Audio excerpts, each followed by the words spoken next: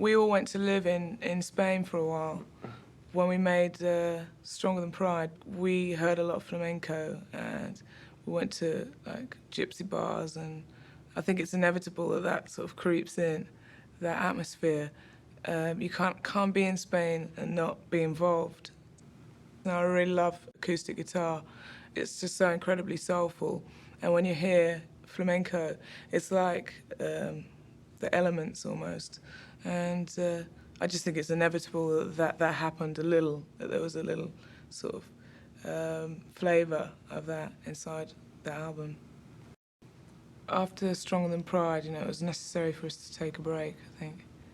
I think you have to, like, distance yourself from previous album, otherwise you don't really progress. The best part of what we do is making the records. If you don't have any part away from the music business as such, there's nothing really that inspires you to make the record.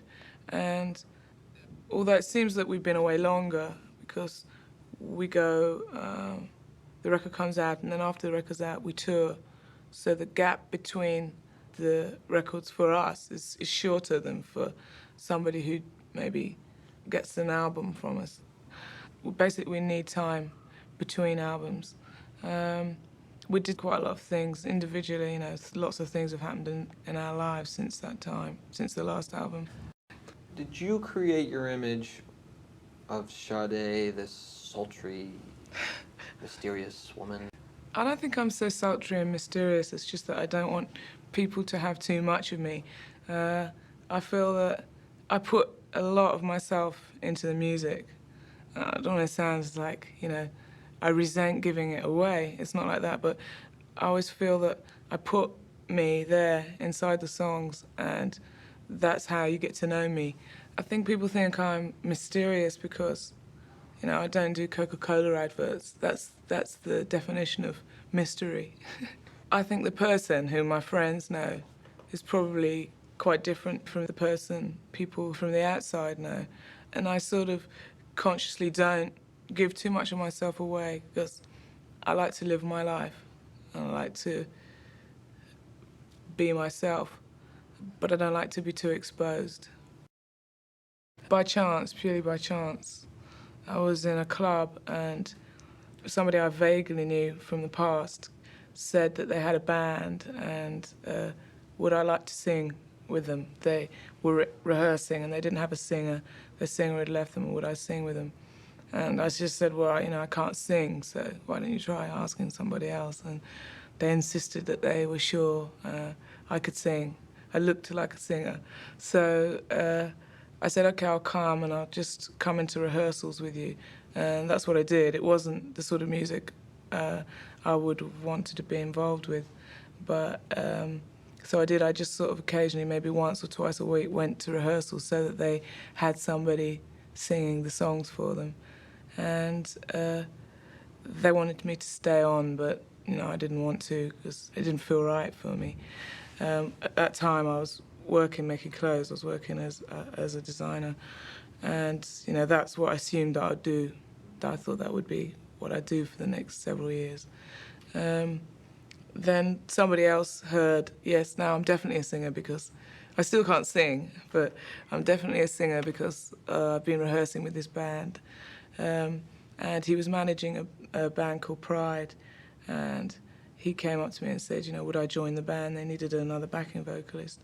And I said, but I can't sing. I still can't sing. And he said, well, try, you know, come to an audition. So I went to an audition with the band, and that night he told me, you know, sorry, you know, they don't want you. And I said, oh, fair enough. I was really shocked. Even though, you know, I just thought, oh, you know, they should take me on, they'll take me on, and in time, you know, I'll develop. But they didn't, they rejected me. And then 2 or 3 weeks later, he came back and persuaded the band that they needed me. They needed somebody who came from the West End, you know, who came from London, because it was a very out-of-town band at that time. And they needed the influence of somebody, you know, who's into the music that I was into. And so they said, okay, you know, we'll try it. So he came back and said, will I join the band? And I did. Then this went for a while, Pride, trying to get a recording deal, and didn't work. And it sort of broke down, and we recruited in new members. It was through sort of friends and contacts. We heard that Paul was free and he had a bass, Stuart was free and he had a sax, and Andrew with his big hands and, and his keyboard. So they joined, and we continued until we finally got a deal. But we wanted the whole big band to be signed up, and the record companies weren't interested in the band. They wanted to sign me, and me alone, basically. So we kept on for about 2 years, playing up and down the country, going to the weirdest venues. When, I guess when you first started singing, either with Pride or when Sade first formed, what was the music that was going on? Did you feel like you were maybe out of place? I think we were too naive to consider. It's not like a naivety as much as a sort of, maybe it's an insular. We were very insular. We were busy doing what we did, and it didn't matter what was around. Didn't really affect us that much because we really did. There's no question of options, because if you don't do the music that you want to, if you don't make the music that you want to make, then there's not much point in making it. And to have adapted what we did to sound more correct with what was current at the time when we started would have been pointless. You know, there was no point. We just should do something else. You know, go back to whatever we were doing before, because if you compromise before you've even started, then by the time you get there, you've totally lost the plot. The creation of Diamond Life, how did that evolve?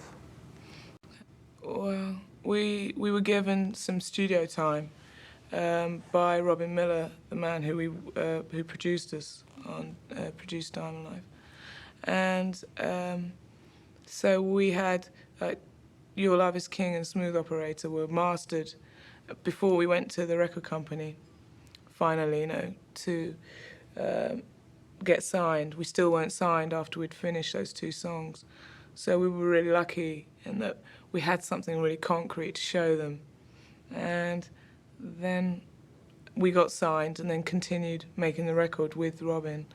And it was quite simple in a way, because we had already a sort of collection of songs in sort of various stages. We actually wrote it in 24-track studio. We didn't then go away and pre-produce it. We're there, we're here now, and we're going to make a record, and we're in the thick of it. And I think often that's the best way for things to happen, really spontaneously. On Diamond Life, there is a cover song, Timmy Thomas. Yeah, Why Can't We Live Together? The reason we did that song was just a song that I loved, you know. I just love the groove, I love the feeling of it, I love the rawness of it, and it's very unpolished. And in a way, we didn't really wander far from, you know, the original path. You know, it was pretty much the same in a way, the format as the original. Is Sade touring for Love Deluxe? Yeah, we'll definitely tour, I think, the beginning of next year. That's the plan. We're going to go all around the world. We like doing that. Yeah, there's a big difference between America and Europe. It's so different, like France, Germany, Italy, England. There's such major differences that it's the same in a way as like going maybe to Louisiana and Detroit or New York. You know, it's like worlds apart. So there's a real different feeling wherever you go. Any specific differences in the audiences? Yeah, London audiences, for instance, as an example, are quite sort of tight and reserved, whereas the audience in Washington's wild, Miami's wild. Japan, for instance, you know, people actually don't go home, they come straight from the office. They don't express themselves a lot, they're very quiet and they go wild. which at first was very uncomfortable. You know, you go there from somewhere like Australia where people are like throwing their pants on the stage, and then you go to Japan and it's very, very reserved. But after a while you're used to it because you realise there's a code and a different level of reaction. It doesn't mean that they don't appreciate you as much as the Australians. You just get to understand the code. That's difficult at first though. What's being on the road with Sade like? It's not easy being on the road with me. The others are fine, no problem, because they're out all the time. But the people who have to deal with me, it's difficult because we're none of us very good at getting up in the morning, so we tend to miss planes. Some bands look forward to just going into the recording studio and that's it, making a record. Other bands live for the live performance. What about Sade? I think when we write songs, we're very conscious of the idea of getting on a stage one day. We're going to be on a stage and we're going to perform this song, and how do we feel? And to me, that's a good indicator. It's like, if I'm not sure if I'm doing the right thing in a song, I imagine myself singing in front of an audience, and then to see how proud I am or how embarrassed I would be to actually sing this song. I think everything we do is sort of with that in mind. When we make an album, deep down, you know, we imagine the live performance. That's pretty important to us. Is there any way you can explain the energy of performing to a live audience? Performing in front of a live audience is like a shock, a feeling of shock and fear. And it's very electric. And it's very exciting because you're on the edge all the time, you know. It can go wrong. You know that any moment it can go wrong. So you have to be brave, you have to be not scared of looking like a fool. There's really nothing like it. It's like being on a diving board that you know is too high and you've got to jump off it. But you know it's just a little bit too high. You've never jumped off a board that high before. That's a similar sort of feeling, but it's a real thrill when you do it. Thank you. Thanks a lot. Really appreciate it.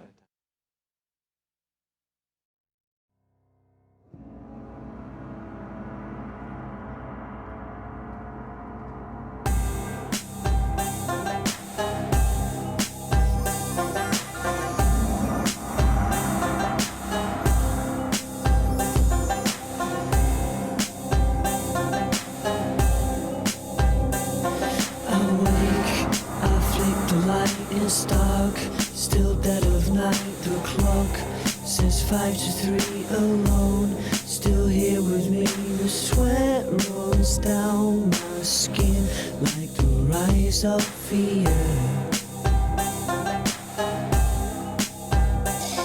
My pulse, it starts to rise, can't move, feel paralyzed. The walls start moving in. What's that noise? Is someone breaking in?